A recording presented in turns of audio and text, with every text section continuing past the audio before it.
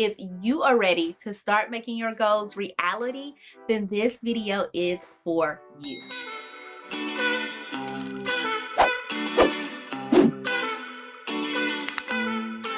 Hey love, welcome to Crystal Clear Hope. Today I want to show you how you can make a plan that will help you to accomplish your goals. We are going to do this by creating what is referred to as smarter goals. The first part of your plan is S, which stands for specific.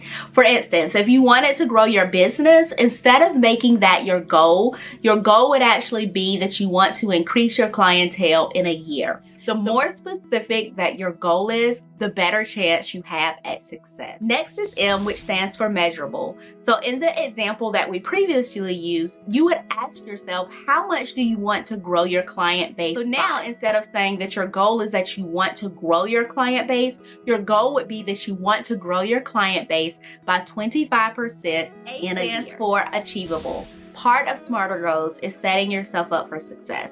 So you want to be able to set goals that you can achieve. Goals should be challenging. They should challenge you and stretch you and make you grow, but they shouldn't be impossible. Setting impossible goals is just going to set you up for disappointment, and it often leads to you quitting. So in the example that we've been looking at of growing your client base, if your client base only grew by 5% in the previous year, setting a goal of 75% may not be attainable. So you may want to stick with 25%, something that you can reach and that is going to get you ahead, but it's going to keep you from experiencing that disappointment of not have accomplished your goal. R is for relevant. The goal should be relevant to you. So if you have money, or if you're just not motivated by money, setting a goal to get a certain amount of sales is just not going to do it for you at all. If you have a passion for helping people and you have a business that allows you to help people, then setting a goal to increase your clientele is going to be more relevant to you, because increasing your clientele allows you to help more people, thus making the goal relevant. Next is T, which stands for time bound. It is important that your goals are time-based, because if you don't set a time frame, you would just never know if you're on track to accomplish your goals. Plays a part in them being measurable.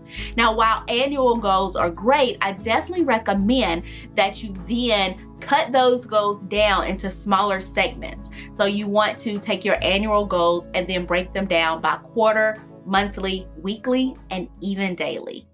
So if your goal is to increase your clientele by 25% in a year, and you break that down by quarter, that is 6.25% per quarter. Monthly is only 2.08%, and then weekly it is only 0.52%. So that's a lot easier to do. Dividing your goals up into smaller chunks like this makes them more attainable, and it also keeps you accountable throughout the year.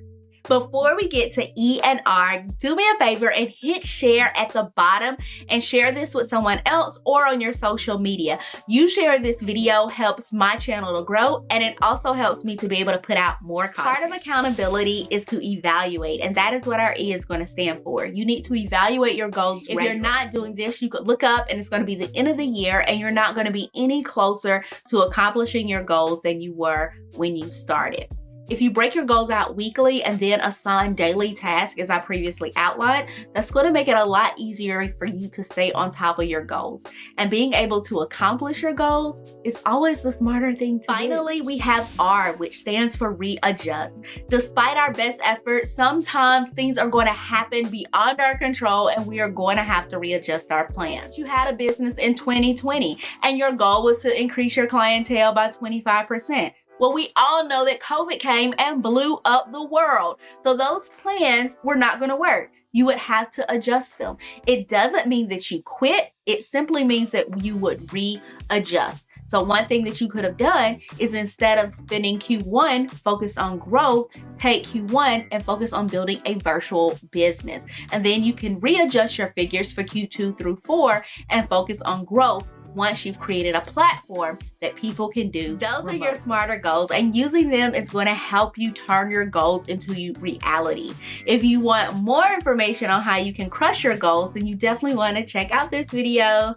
I love you guys, and I want you to make today great on purpose because you are great. I am Hope Knowles. This has been your Monday Motivation, and I will see you the next time. Bye.